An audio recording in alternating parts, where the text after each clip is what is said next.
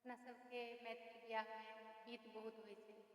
बियाहसँ चतुर्थी तकमे जे ई 4 दिन छै ओहिमे भोरमे गौरी पूजा, दुपहरियामे मौहक, फेर रातिमे मौहक, ई अनोनामे ई 4 दिन आरामसँ बीत जाइ छै विध बाधमे। तऽ भोरमे जे गौरी पूजा होइ छै ओहिमे एकटा विध होइ छै पान खुआबऽके। तऽ आइ हम अहाँ सबके एकटा पान खुआबऽ कालक गीत सुनाबऽ जा रहल छी, अपने लोकनि सुनबै।